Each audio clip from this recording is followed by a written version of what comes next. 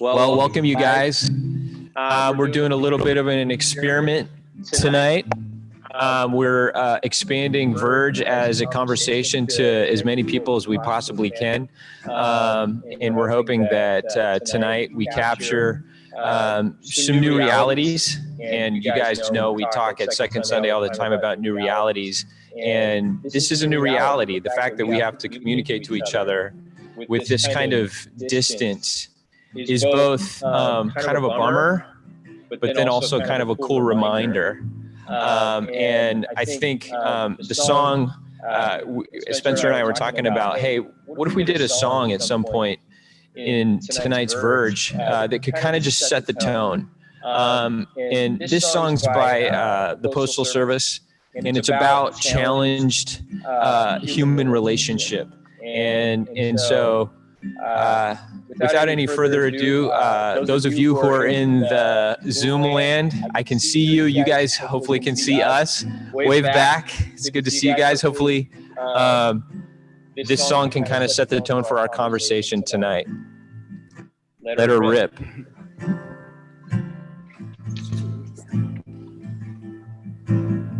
Smear blacking.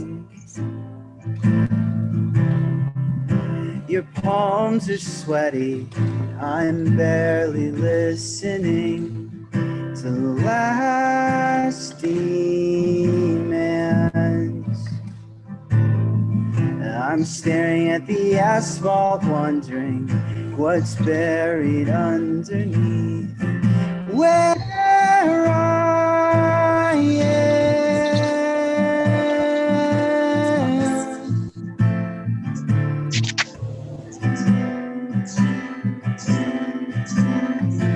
Where I am.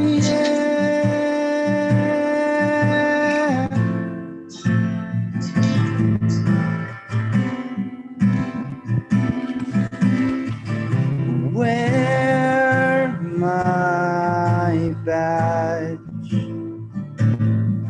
Vinyl sticker with big block letters adhering to my chest tells your new friend I am a visitor here. I am not permanent. The only thing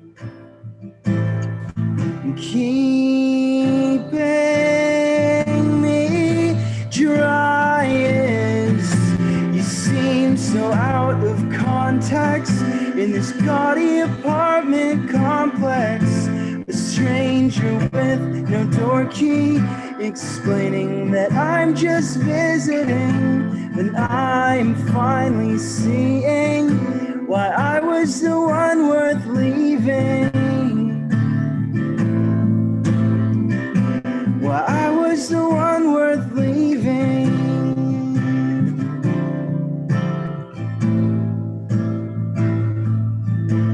DC sleeps alone tonight.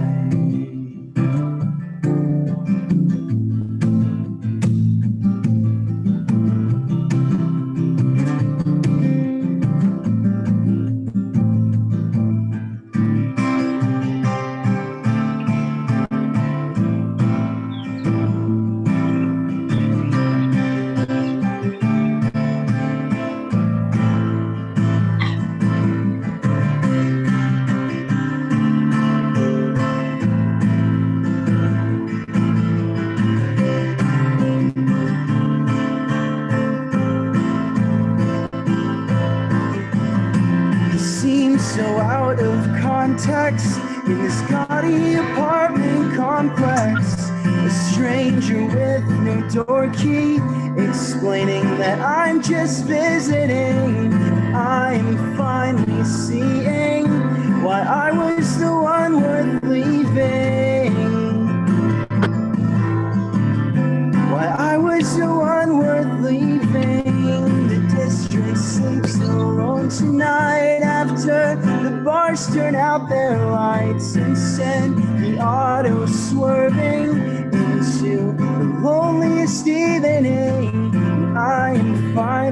seeing why I was the one worth leaving. Why I was the one worth leaving. Moving in here. Yeah. Go upstairs so that can combine up to it. I can. Yeah. That was awesome. Let's give it up for Spencer, y'all. Yay. Huge applause all around the world on Zoom land. I love Sally's picture. Do I you love see your Sally? picture, Sally. Your avatar on Zoom is so good. We're late. We're coming back from a walk, racing. Okay. You're coming back from a walk. Wow, we are so Yes. connected in all of our various contexts. I love that. Very cool. What does your hat say? Can you read it? I can't read it. It's too small. It's Columbia. Sarah's hat. It's just Yep. the first hat I grabbed. Ah, very cool. We just went to a new Oh, that's shot where way we can better. see all of you. Wave, you guys. This is such a cool technological moment. So we're going to kind of try to have a chat tonight. And you'll have to excuse me because I hear my voice in my ear, just a second delay. So it's freaking me out. So hopefully I make sense. I'm actually going to take my ear out. But we're going to just kind of set some stage here right now for the conversation. And you guys are going to hopefully interact with us as we do this. I see you, Bree, walking. What's up, homegirl? Jay, you look like you're messing with your beard, man. Is that a nervous twitch? Yeah, it is. No. Julie says it is. So Billy, stop doing push-ups, dude. Just focus. Okay. We're going to set the stage. So I don't know if you guys heard, but China had some interesting statistics come out in March. The provinces or maybe their cities, Jian and Dazhou reported record numbers of divorce in March. And they're attributing that to just the quality of quarantine life and the close proximity, the extended time, and the heightened sense of stress. Those three factors really kind of beating the crap out of marriage and relationships. And so we want to kind of talk about that tonight. And one of the more bummer kind of manifestations of that has been domestic violence statistics have kind of freakily gone up. And Jess, I mean, I don't know if in your context of social work, you've seen that happen in your various contexts, but we want to talk about that a little bit tonight. And you had some statistics on that front. Yeah, I know that the divorce rate in China went way up. And then I don't remember the exact number, but I know in France, domestic violence calls went up 30%. Since the quarantine happened. So that's huge. Most countries are about 18 to 20%. But yeah, and then the second problem has been with domestic violence specifically, that a lot of the shelters and things that have normally been in place for people to go to have been closed down. So we're going to give some resources at the very end for things that are still open and available in San Diego. I don't know about you guys, but the Family Justice Center that we have in San Diego is a huge resource. And even though they're not there for walk-ins right now, they still have staff available to call. And that's one of the cool things in San Diego. We're actually one of the first cities that have that. And it's a huge resource for domestic violence, but also a lot of other things like sex trafficking. So that's something we can be really proud of. Yeah. I see you there, Lauren. Wave to you. Hi. Lauren, do you mind unmuting and sharing a little bit about what you're doing as it relates to domestic violence? If I can figure that out. You're good. I hear you. You can hear me. Okay, perfect. Yeah, it was just brought to my attention that there's a lot of people who are stuck in place right now, trapped, if you will, with someone they don't feel safe with, either physically or even mentally. So I've been knitting a lot in quarantine because I don't really have a lot to do. But I knit a scarf and I'm selling it on Instagram right now, and I'm giving the money back to the National Domestic Abuse Hotline. Sorry. But they have so many resources. They have conflict resolution tactics on their website, and they also take 24/7 English, Spanish, and sign language video calls and over the phone calls, which is amazing. That's awesome. Good for you. Thank you. Yeah. So if you guys want to go on, where do they go to bid on the scarf? The Instagram is Why Don't You Knit About It? So good. So. Awesome. I think as we kind of went into this evening and we knew we were going to talk about domestic violence, we wanted to offer some just quick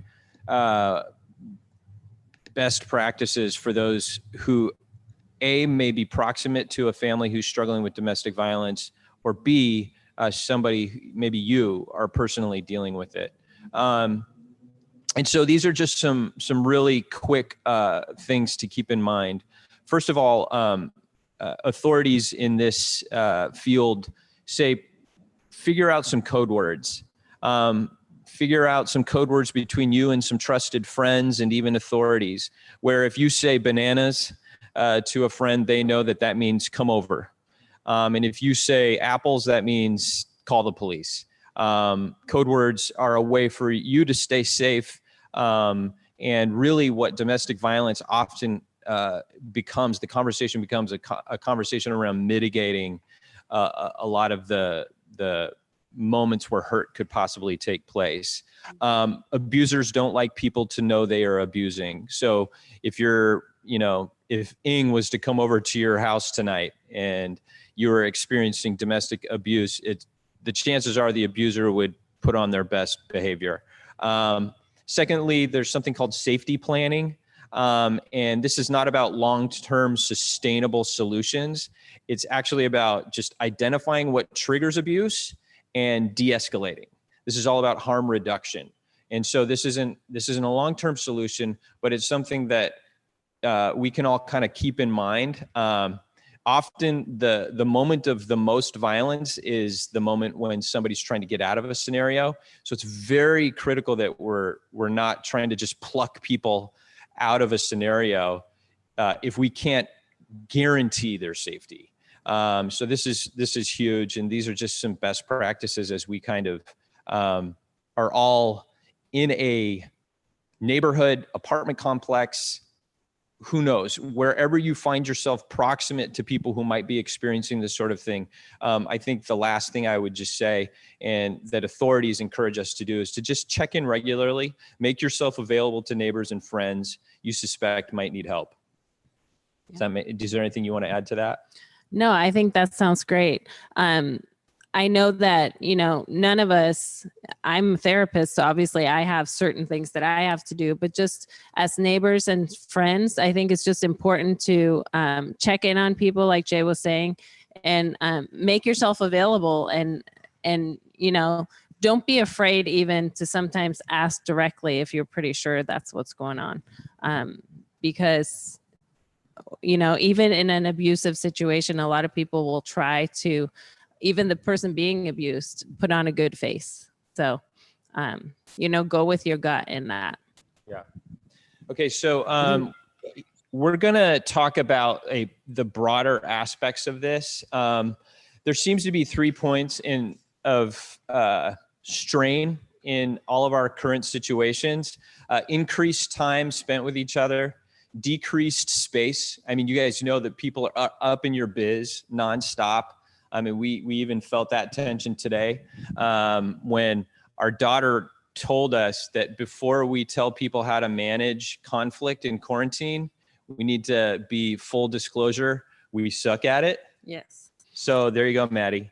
We suck at it. Full disclosure, we are not authorities in this. The next Verge behaviorally. is going to be on a 7 support group for all the 7s that can't handle being stuck at home. Yeah, that would be you, Dan.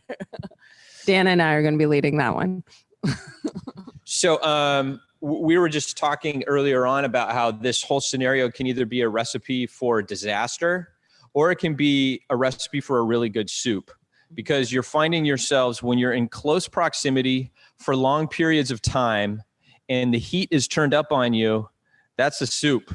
And it can actually be this precursor to something beautiful happening in your relationships. But we have to kind of help that along, because it can be a recipe for disaster as well. So I love what Dietrich Bonhoeffer says in a book called Life Together. He says, the person who loves their dream of community will destroy community, but the person who loves those around them will create community. So a lot of us have this idealized concept of community, and what ends up happening is that we keep waiting for that, but it never comes, because what you're supposed to do actually is just love the ones you're with. I forget who was the artist who sang "Love the One You're With." Is anybody? Okay. We'll find that out later. I'm not listening, just in case you're talking to me. Yeah, and just to jump off of that quote a little bit, Gottman, who's one of the main researchers on intimate relationships, he one of his main points is that it's okay to have, you don't need to be afraid of conflict. That's an important part of a relationship. So I don't want you to try to avoid conflict while we're in this. But one of the things that you were looking up when you were looking at how to deal with the annoyance and even with roommates that's coming up in the middle of this is maybe write down all your annoyances in a notebook. Some of you are going to need bigger notebooks than others, but and then once a week share one, not all of them, but one. Find a time where you set aside and while you're listening, really brace yourself and try to be present and just listen without interruption or without judgment, and then switch and have the other one share with you, just so it doesn't have to build up. But it is really important that we're not just going to avoid conflict in this. This can actually be a time that if we're, seeing soup as a good thing, then we can learn to deal with conflict better. So some of the things we've been noticing, and we're going to turn this to you guys in a second, but we've noticed that people are realizing each other's needs at a heightened level, and they're realizing that they don't always agree on how to use the time. Some introverts want to use the time to escape, and extroverts want to use the time to throw a party. Some want to go deep with each other while others want to retreat. Then, of course, maybe you're experiencing boredom.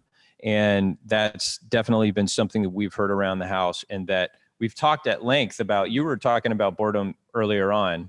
Yeah, boredom. I mean, all of you, I see you there, Bonnie and Sally, but all of you probably that have read anything about child development know that the brain actually does really good. It can develop really good pathways for creativity when they're bored. And it's true, like there was a study, and we should make that available to you guys after, and I'll do that via text. But there was a study done recently, 2019, that Times Magazine had about how creativity, it mostly comes out of boredom. Like they did a study where they had people just, I'm assuming it was jelly beans, and I'm going to say that since it was just Easter, but doing something boring that's sorting jelly beans by color, people perform better than artists on creative tasks right after doing that than if they were doing an interesting game or something that was really stimulating.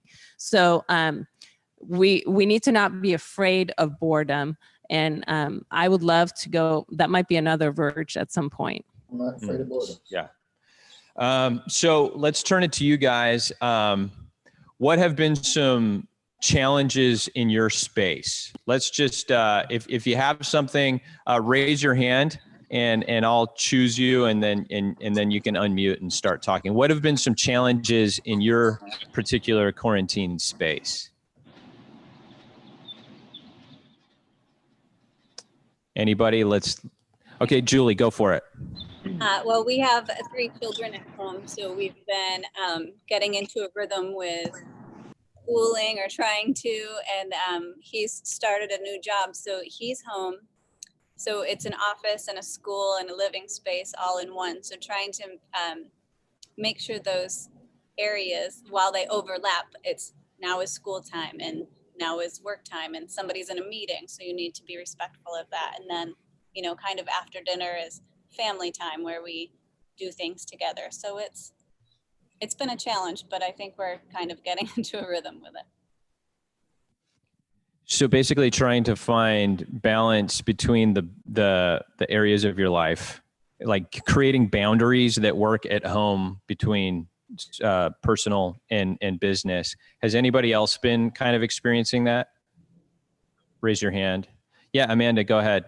Yeah, we have 2 because, you know, we have, well, 1 kid in school, and it's the same thing, just trying to get into that rhythm of trying to do school at home. And then Brandon, my husband, has his schedule's changing every week now. So one week he starts early at 4 a.m.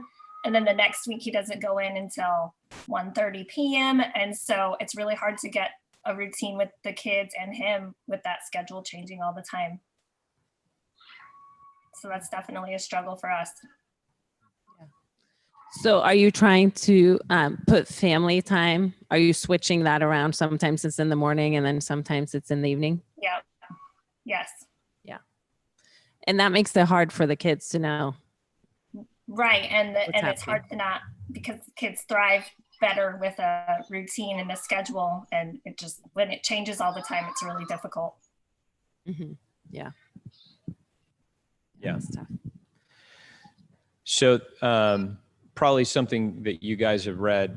We were talking earlier on about something we were reading together. I can't remember the source, but they were basically talking about how scheduling out. It was a Psychology Today article, and it was basically talking about we've left our schedules behind, and so it's for us now to create new schedules. Mm-hmm. And so even though everything seems like house time, you can still calendar in your phone, or if you like the calendar that's in your a hard copy, actually calendaring out your day was something we heard as a life. Is anybody experiencing conflict, like heightened conflict?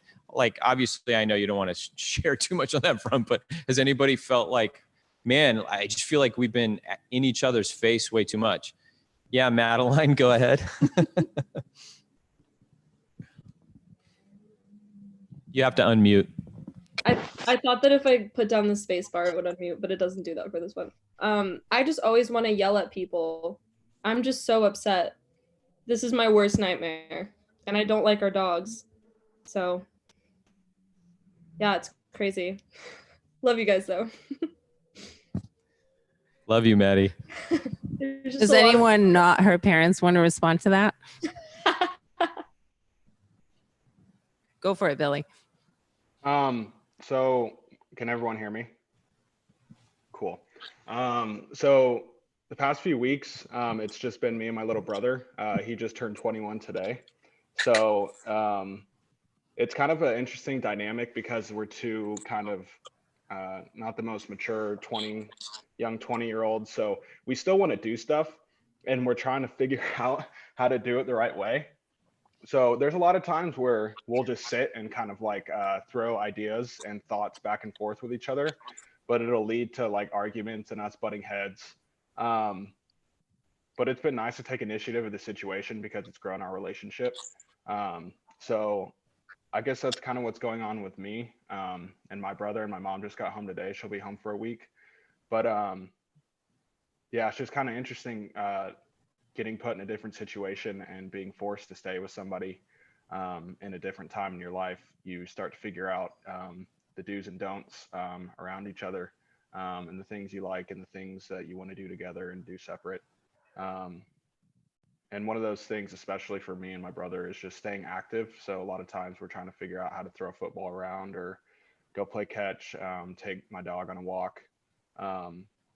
and whatnot. So it's been interesting, and I think it's been really helpful actually, because there's been times where I just want to avoid my family, but now since I'm being pretty much forced into having to hang out with them, I'm starting to realize it's like, oh, okay, I can take initiative how to build a relationship a better way than I have before. And it's showing, because it's like you're forced to be put in a situation you don't want to, and you just have to figure it out. You know, I have to do my brother's dishes, you know, multiple times a week, and he's not doing his at all. So, but I think it's fun, and I'm grateful for it. I do apologize because I've kind of been absent with this with Second Sunday, but I know you guys will always be there for me, so I'm thankful for that. But yeah, I've been finding some stuff I like about this whole situation. So That's awesome. And you're bringing up a good point, Billy, that, you know, it does take work to build a relationship, a different relationship with your brother now when you're both adults and you're kind of being forced into it. But it sounds like, you know, you guys kind of taking the lid off the conflict by going outside and getting some exercise and letting some steam out is helping it, you know, develop and grow, and it's helping you get through doing his dishes over and over again. So that's awesome. As far as nobody has really, I feel Jay wants me to talk about conflict and how to talk about conflict with each other, and it doesn't really work with Billy and Jake, but maybe, I mean, you're brave, Billy, so maybe you can have a vulnerable conversation with Jake in this way. But it's basically using love as the acronym for it. So it's a little bit cheesy, but you know, it's helpful and it's easy to remember. And basically the L is for listen. So listen with an open heart, validate and acknowledge each other, and then express your thoughts and feelings softly, simply, and slowly. And, you know, that helps take away any type of tone that you might have as you're expressing your feelings. And it also helps, you know, whoever you're talking to, if they're a little bit escalated, by you talking slowly, it can help them reduce their heart rate and become more present with you as well. So for me, like the most important part of that acronym is that you express your thoughts and feeling softly, simply, and slowly. And if you're going to express your feelings, it's important to take time every day to check in with yourself to figure out, okay, what do I have to share? What authentic feelings and needs do I have to share? And so it does take a little bit of work to check in and see, okay, where am I at? And I know for us extroverts, that can be something that needs to be you know, set aside time to do, or you're never going to do it. So let's move on and let's look at personality types and how personality types have responded specifically to the heightened stress, the long time spent with each other, and the close quarters. So Amanda, why don't you share and just kind of give us a picture of kind of your personality type and what that personality type has been like in the close quarters, long periods of time spent, and the heightened sense of stress. So I lean more towards being an introvert. You guys didn't already guess that. And I'm also a 5 on the Enneagram. So we're in our heads a lot, researching. We're known as the investigators. But so being an introvert, you know, you would think like this would be like a really cool time, except for I never have alone time now because my kids are with me 24/7. So they're always here, and they wake up at the same time as me. They'll go to bed at the same time. So they're just always there. It just so now I don't have that alone time, but so that's a little bit of a struggle, just being with them all the time. But also at the same time, you know, I miss, like, you know, my people and my family and all the, you know, those things are still hard, just like they are for everyone. Because I think even if you're an introvert, you need that human connection with people. But I get those emails from the Enneagram guy, Ian Morgan Cron, is that his name? Yeah. Right? So something he said, like you guys were talking about, you know, just loving each other and your neighbor. And one of the things that he had said for us was for fives, and I think it's good for everyone, is just like you have to be able to get out of your head to be able to love people and love the people around you. And so like one of the ways I still try to make that happen, like Billy was kind of saying, like I have to be active, like I have to do something, use my body, get some exercise, get some sunshine, and even though I don't get alone time, I try to just manage with what I can do. Yeah. That's great, Amanda. And I love how you said, you know, I need to get some of this tension, some of this, you know, cooped upness out of my body. And, you know, if you are usually someone who exercise, or even if you're not, like letting some of that tension and the stir craziness get out of your body, even if you can't give it to your kids and you have to, you know, throw a ball at them instead of to them, just kidding. But yeah, even if it has to involve them just getting outside and doing something, obviously within the quarantine rules. Yes. So. Yes. Yeah. Jonas, are you there? Yeah. Yes. Hey, brother, why don't you speak to what Amanda just spoke to in relationship to like personality type and what it's been like for your particular personality type navigating being in quarantine? What kind of challenges have been there for you? And what kind of opportunities have you seen? So it's funny because I'm actually also a 5, and I would say I'm more introverted too.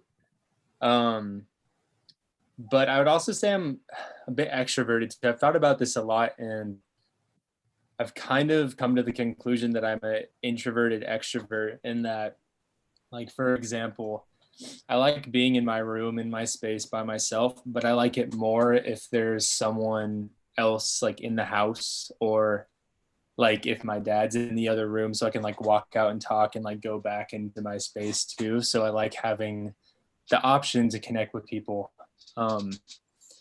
And so it's mostly just been him and I, which thankfully we get along. It didn't always used to be that way, but we get along really well now. So we're friends, and it's been cool getting to hang out more than we usually do because he's been working from home. And I think that I found like my regular circle of people in my life is pretty much the same. It sucks not being able to gather in like large groups, like at church or out in public or places like that. But I tend to be pretty much spending my time with, I guess, a smaller group of people. So, and they're all in my quarantine group. So like my family, Nadia, and my friend Jordan and Spencer and Dave and everyone at their house. That's basically the only people that I see in person. But it's been actually really nice. I found that I've just like have all this time to, I guess, like work on a lot of ideas that I've had that I haven't had time to work on before. So the struggle has come in with just kind of being disciplined and following through with goals and different things I've set for myself. Because somehow, even though we're in a time of quarantine, it's still, things still stack up and get in the way of goals somehow. Like I try to run every day, and you would think during this time like there would just be uninhibited time to do all that stuff, but somehow things get in the way. Overall though, I'd say it's been really nice. Actually. That's cool. I think one of the things that you said that I dug personally, I don't know about you, but we've been talking about it a lot lately, but the fact that you're using it for like creative stuff, that's so rad, because it's really just, this is fallow time where something really beautiful can be birthed inside of us and in our relationships. So that's amazing. Kelsey, why don't you talk to us about your personality and just how some of the difficulties and some of the positive stuff that has emerged out of this for you. Yeah. Hear me? Kinda. Yes. Okay. I'll talk louder. So I is pretty extroverted. I'm a 3 on the Enneagram. I have super enjoyed the whole thing. I really like to be out and about and doing lots of different things throughout my week. I would really like with lots of different people, like in the day and in the week. And like my roommates are great and I really enjoy spending time. I definitely have still. I don't like being alone with my thoughts. I plan my day out like every hour of my day. It's like I have to do that to like make sense. And I do that on like Monday, and then and I'm still working. I'm super lucky to still be working. So I have like somewhat of a regular schedule with that where I get to go out and be out. I actually ended up adding another class. I'm in school as well. So I added a 5th class to also kind of keep me busy and keep me doing things. So I've stayed like relatively busy. That if I had to slow my roll at all, it would have been a lot worse for me.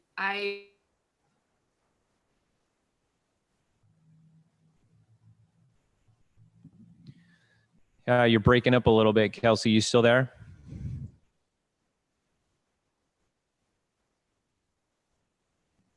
Okay. Sorry, Kelsey, your signal's coming through really staggered. So I'm going to move on and maybe we'll come back to you if the signal clears up a little bit. Real quick, Sally Whitmer, do you mind commenting kind of on how it's been for you, your personality type, and just what quarantine has brought to your story? Sure. I'm still getting used to being a 9. I sometimes question whether I really am a 9, but one big thing for me is I need not just peace. 9s are peacemakers, not just with people, but in their space. I need peace in my space. So if you saw the picture that Dan started with his cooking, our kitchen looks like that 24/7. And that is one of the biggest challenges, that Dan is a very fun roommate. I mean, we're getting along really fine, but I have to make a choice sometimes because I'm living in a constant state of mess and there's not a whole lot I can do about it. So because he's got this need to be nurturing and making food for a crowd, and right now that crowd is so reduced because of all the shelter in place rules. So he's got to be cooking for somebody and I got to be happy about it. So that's kind of funny. I mean, the one thing, this is to you younger people, something to look forward to about getting older is we really have learned, now that we're in our 50s, we just don't fight or argue like we used to. And we used to, but we've just learned over time, we've been through enough that we're pretty harmonious most of the time. But I'm finding, like one of you said, Jason or Ing, at the beginning, I think there's a lot of choices we have to make in that. We don't have little kids underfoot anymore. It's just the 2 of us.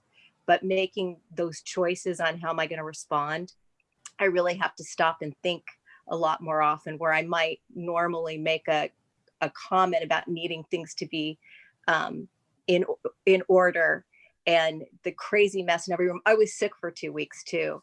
So I've kind of been, the good news for Dan is I've been out of the way, but the bad news is I come downstairs and it's just a bomb went off in every room. And the more important thing is he's happy and he's fun to live with. And so it's just finding my compromises. You are fun to live with, Dan Whitmer. He is fun to live with. You're a party in a big bundle of love. You have no idea. You have no idea. Kelsey, are you flowing with Wi-Fi? Possibly. Can you hear me now? Yes. Is this better? Okay. I changed rooms. I don't know how much of what you heard, kind of repeat it. I am very extroverted and need to ground people, and I've been super lucky to still working. So I have somewhat of a consistent schedule with that. I plan my day out like an hour at a time to like make sense for me. And I'm like living with people, and so I get to see them somewhat regularly, and I get to see my family and the people working, which is nice. But added another class schedule to kind of see that as well. And I added I'm doing my classes and I'm doing my school. Even that, it's like hard to be at home and do it. I like to be other places to do it. So like sitting in one of my roommates' rooms to do my homework for like a change of scenery. I'm an Enneagram 3, I guess I should say that. What has it been like for an Enneagram 3 in quarantine? Do you feel like you're not doing enough? I don't, I like borrow a bass from the Dennisons to try to learn the bass. That's what she did. I don't really like journaling. I don't like being alone with my thoughts. I like talking to people and being social. So it has been very challenging. I don't think I'm doing enough. I decided I'm going to train for a half marathon. I'm very excited about that. So Billy and I will start a band, bass piano band. It's like good in some ways, and I'm like learning a lot about myself, but it's also very hard. Thanks, Kelsey. Dylan and Jess, I see you guys there. How has it been for you guys? Hi, guys. I would say we're doing quite well. I'm also feeling grateful that my work is still happening, and so I still have the structure of work. And Dylan's also a really fun roommate, and we're pretty harmonious. So we've been hanging out a lot, taking a lot of walks, cooking and baking like crazy people, which has been fun. Yeah, I did see that sourdough bread. Oh my gosh. When we get back together in person, we'll be baking a lot of bread for second Sunday. But yeah, the structure has been very, very good for us, like having some structure built in.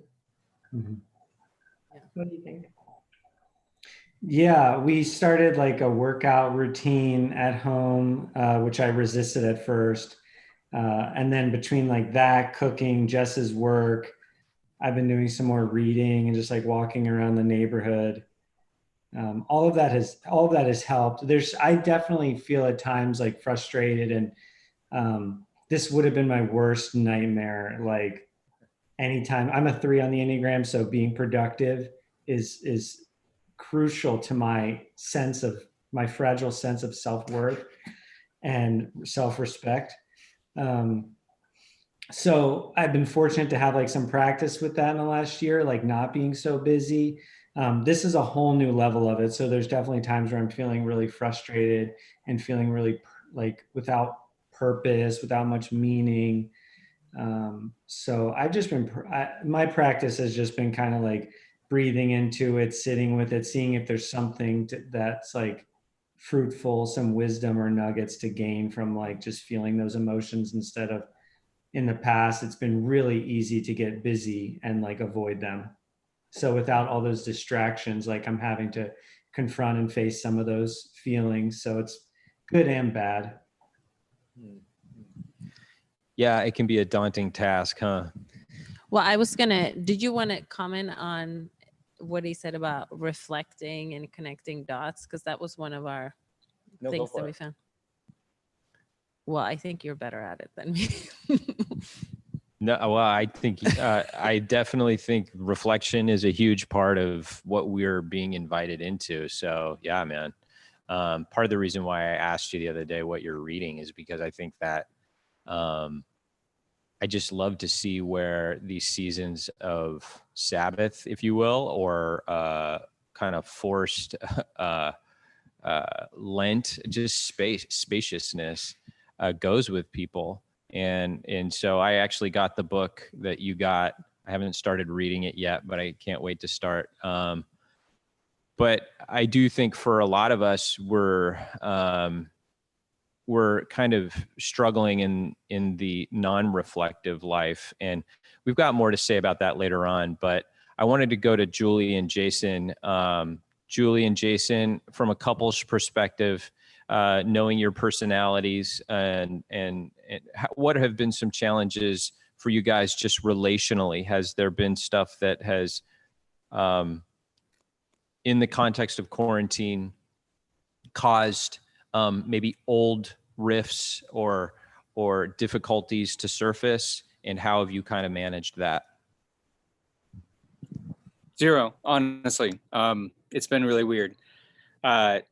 This has actually been an enormous blessing for, like, at least in my opinion, for like most of our family. Yeah.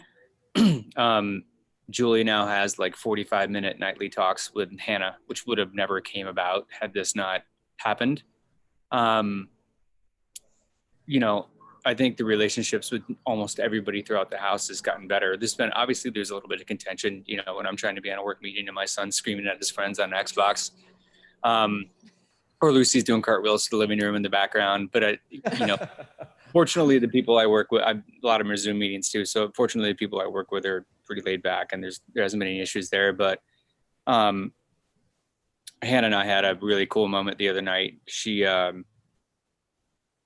just had she's had a rough time because she's somebody who needs to be around her friends for that comfort and reassurance that everything's cool.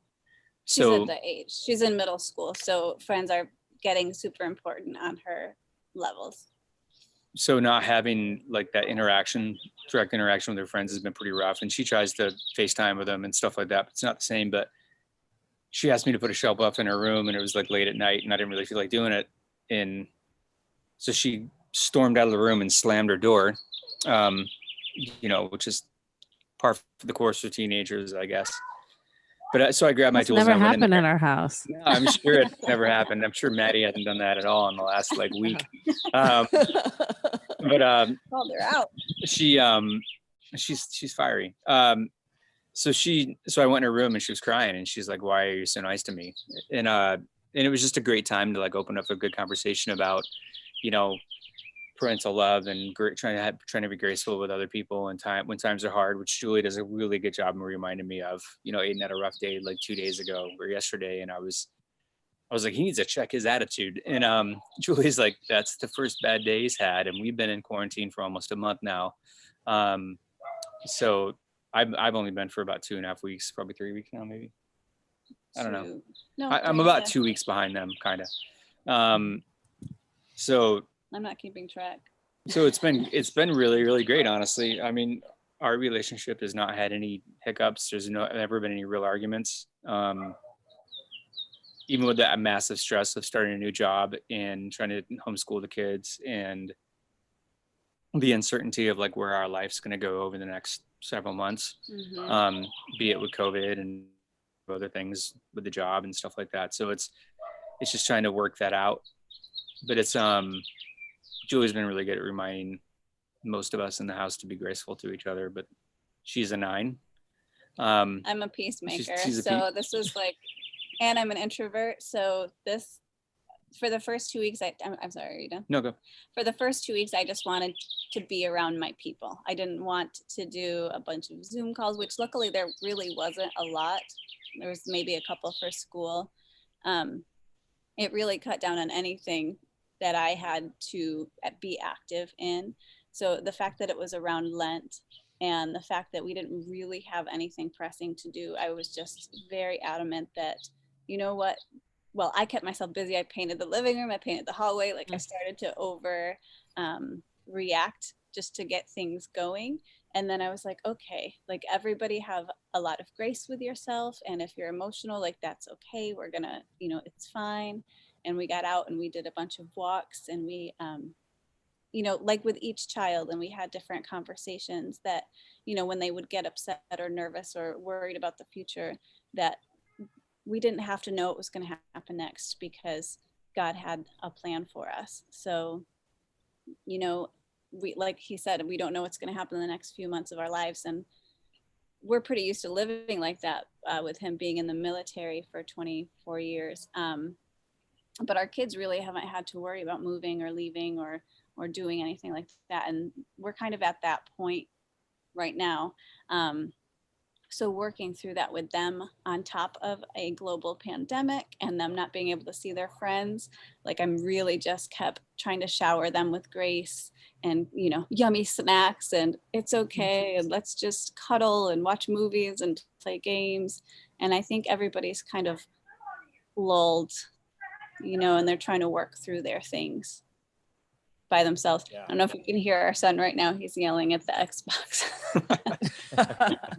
I'm a 6 and I don't really know what that means about any of this stuff. We talked about like the differences between Julie and I, Julie being primarily an introvert that can still function well in extra situations, but she recharges at home. I'm probably the opposite. I probably recharge in like not necessarily high stress, but like high input situations to where I'm like have to dance and act and like energy, high energy. High energy. Yeah. And I can recharge at home, but this is actually starting to like build on my anxiety. And it's not from like an anxiety stand. Like I remember talking to Jay in the beginning of this, like I had a really, really terrible feeling about all this. That's kind of moved away. I think we've been spending a lot of time praying about it.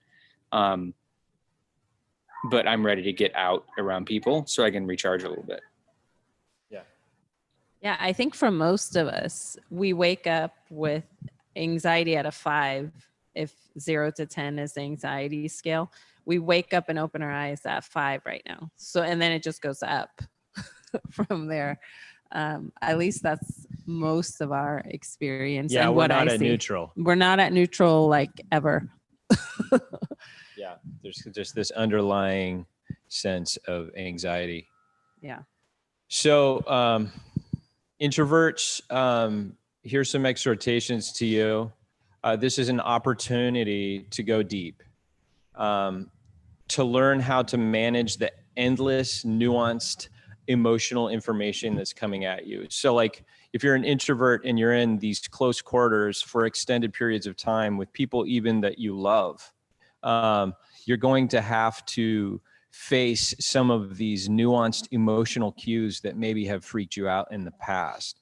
And I would say this is a really great opportunity to push past that space of discomfort with nuanced emotion or emotion at all, and to pursue something that's really intimate and real. That is going to be difficult and it will result in some pain and struggle, but it's ultimately going to get easier the more you do it. Then create time and space alone. Obviously, a lot of you guys have been saying that. A lot of this is just a recap of what you guys have been saying. And spend time reflecting how to grow deeper in your relationships, because for some introverts, relationships scare you. And so relationships are scary. And because when you go deep with people, when you enter into a love relationship with people, whether they be friends or even a spouse, you open your vitals to them, and that can end in pain and suffering. If you live alone, Zoom daily, reach out. Don't let isolation become your reality. And then Ing has some exhortations to extroverts. Yeah. So for extroverts, this is a huge challenge. Like Jason was saying, Jason Barney, you know, we're pretty much on our growth edge right now, perpetually. So that's good, but it's painful. What do you mean on your growth edge? As far as like, this is an opportunity to grow nonstop because there's not a lot of input coming, especially if you try to limit your screen time and phone and all of that. There's not a lot of, as an extrovert, I love just people watching. I can't do that right now. There's no crowd of people anywhere. I actually wish there would be a YouTube with just lots of people that I could watch interacting. That would be perfect for me. But it's not just about me. But I do feel challenged. And one of the things, I think maybe why I was so drawn to that article about boredom leading to creativity was that I don't ever let myself be bored. And right now I'm forced to be bored all the time because I'm not a natural at picking up a book or sitting and reflecting with a journal. Those are all hard things for me. So that's what I mean by growth edge. We're constantly there, but taking time to reflect and really try to figure out not even just what's happening with ideas and meaning and future, but even reflect on what's going on internally, like literally kind of scan yourself for any aches or pains in your body, which can be a sign of emotional pain, or even just checking in with yourself, your feelings and your needs. And then the most beautiful part that I get to see in my office all the time is when couples or even roommates can share vulnerably with each other their needs and longings. So, and that can't happen until you take the time to really check in what's going on with you, or you don't have anything authentic to share. Yeah. So we have some Enneagram exhortations to you guys. And if you're not familiar with the Enneagram and you haven't actually taken the test and you don't know what number you are, we can put it up on our website, a link to the Enneagram test that would probably be the cheapest. It's free, right? Well, I think they may have taken the free one off, but I'll look. Okay. Yeah. What's that website? Do you know off the top of your head? I don't remember. It's the Ian Cron one, Amanda, if you see it on one of your things.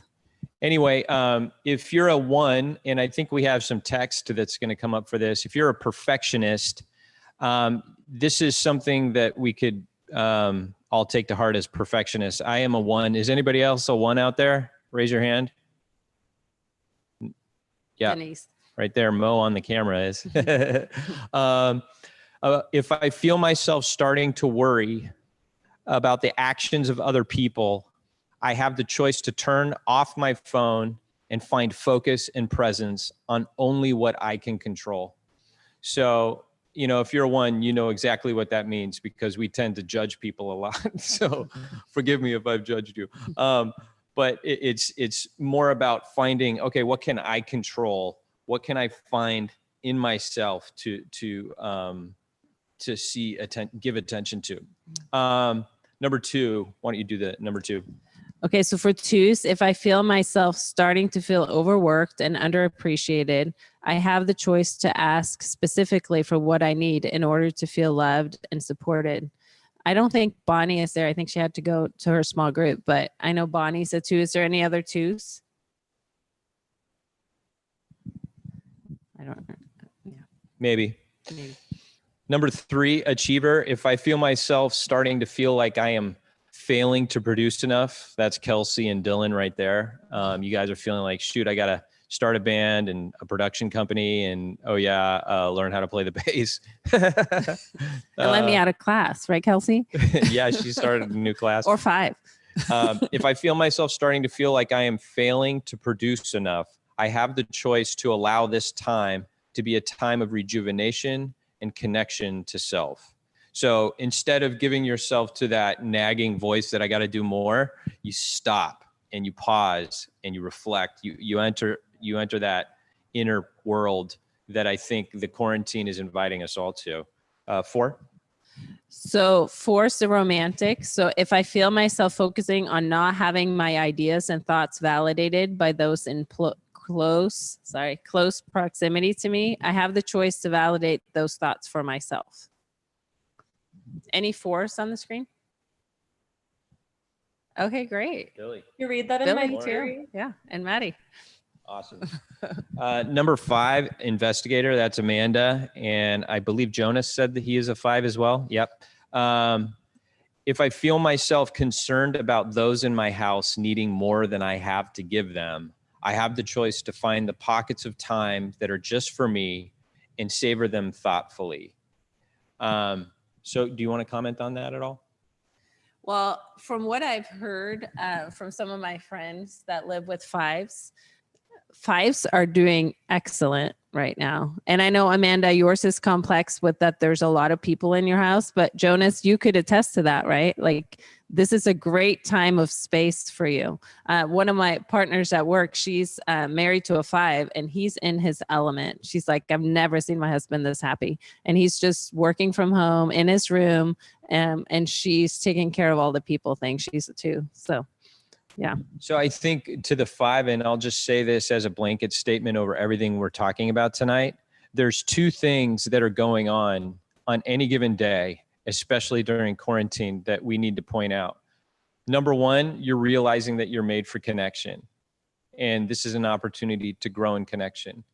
But number 2, you're also realizing in those close quarters that you're an individual and that you need time for differentiation. You need time to kind of discover yourself and be with yourself. And those are both going to be needed on varying levels depending on your personality. But a 5 is really going to love that self time.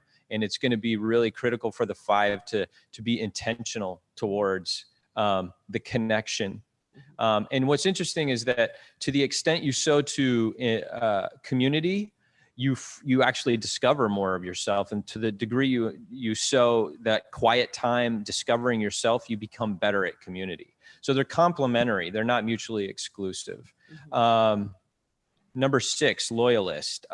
If I feel myself overly worried about the way things are going to play out, I have the choice to turn off the news, unfollow people on social media, and set boundaries with loved ones that help to protect my need for peace.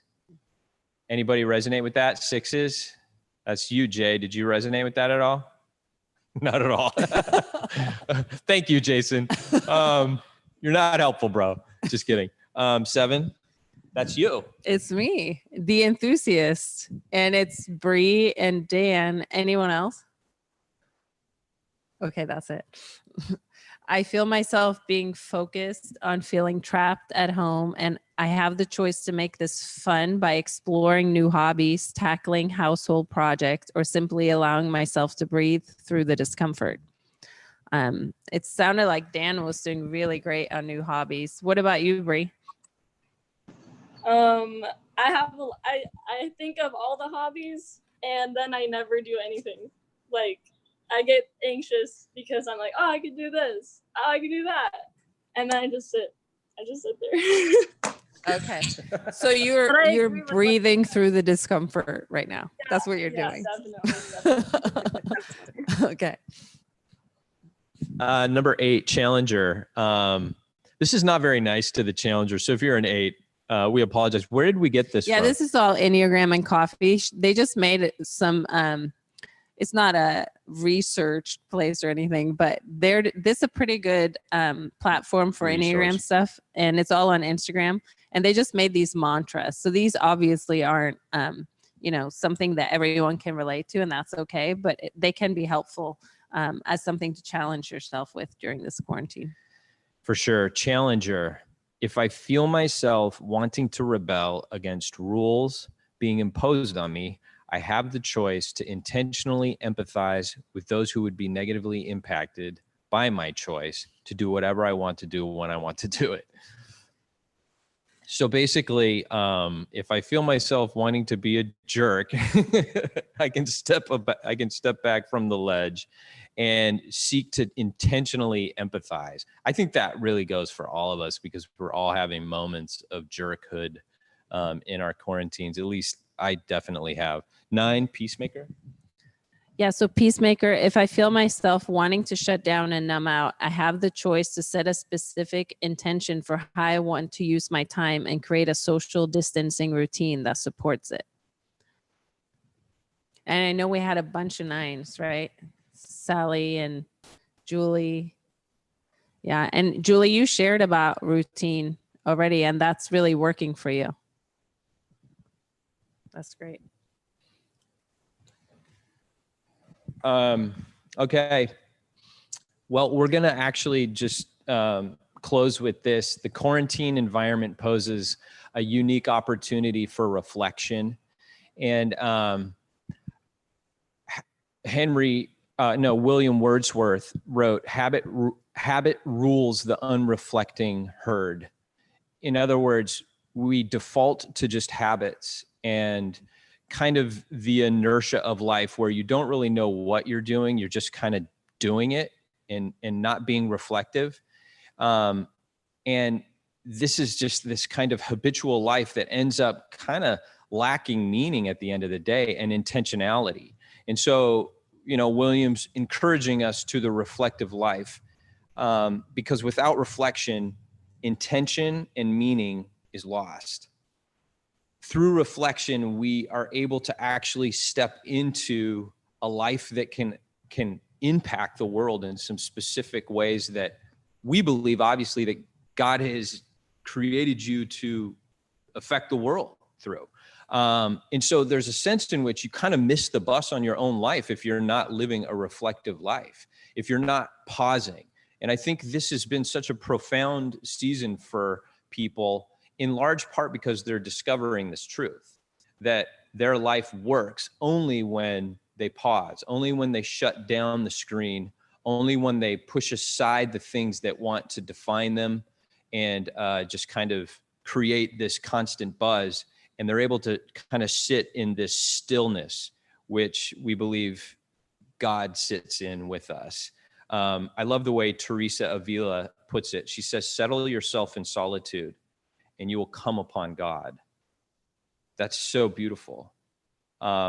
Settle yourself in solitude and you will come upon God. Chesterton writes this. He says, you'll never find the solution if you can't see the problem. And what ends up happening is that we just go through life in this inertia.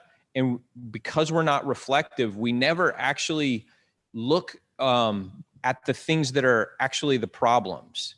And so we're not offering good solutions to our relationships, to our work scenarios, to even our own identities, because we're not pausing long enough to actually see what the issues at hand are.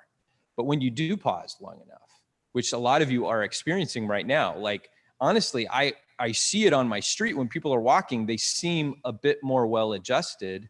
And granted, there's people who are also experiencing something that's not that, because it's heightening relational dynamics that have been destructive. But for people who are finding this space and are seeking reflection in it, it's doing something really profound in them. I love what John writes in Revelation. He says, he's quoting Jesus, and Jesus is saying, here I am, I stand at the door and knock. If anyone hears my voice and opens the door, I'll come in and we'll eat together.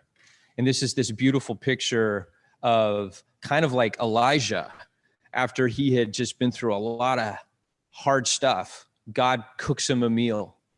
And I think for those of you who maybe have existential angst, and you feel like you need to justify your existence, or for those of you who it's just, you just want to keep doing things because that's kind of been your habit, and it's, you feel like you're kind of going through almost like withdrawals, push through. Let those times of reflection go longer and longer. If you're doing 15 minutes, do 20 minutes. If you're doing 30 minutes, do an hour. And see what happens in that space. Because what I think you'll see happen is that you'll become more yourself, and you'll see more of the future that God wants you to participate with him in creating. And that could be something really special, not just for you, obviously, but for your family, for your neighborhood, for San Diego, and to the ends of the earth.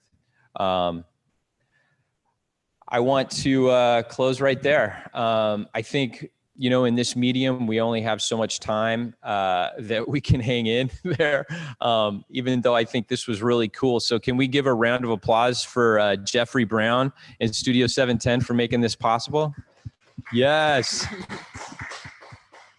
Thank you, Jeffrey. That was amazing. And one more time, Lauren, can you give a shout out about your Instagram handle and where we can bid on the scarf? Yeah. Can you guys hear me? Can you guys hear me? Yes. Yeah, we can hear you great. Okay, perfect. Hi. Thank you. So my Instagram is why don't you knit about it. I have a scarf that I'm selling and then donating the money to the National Domestic Violence Hotline. Thank you. Let's bid a lot of money on that, you guys. And let's also go to izolabakery.com. That's Jeffrey's new bakery, and subscribe to his bakery and start ordering. We had croissants before we started this, and it was amazing. And then we'll be having service this weekend at 5 p.m. And we'll be doing this format again. So we're excited to share that with you guys. Invite people. We had tons of views this last weekend, and I've had several people just comment through other mediums that they were totally blessed by the experience. So thanks to all of you who made that possible. And just pray for our little church to be increasing in numbers, in the qualities of heaven, and ultimately the power and love of God. Amen. So thanks, guys, for hanging out with us. We'll talk to you soon, and stay in touch. Am I forgetting anything? No, I think that's it. Jay's computer did crash, so the resources that were at the bottom of the screen is not there anymore. So we'll text those to you once we can find them again. Yeah, we will post domestic abuse resources on our Instagram later on, secondsundaysd.com. Thanks, guys. We'll see you. I was very stressed.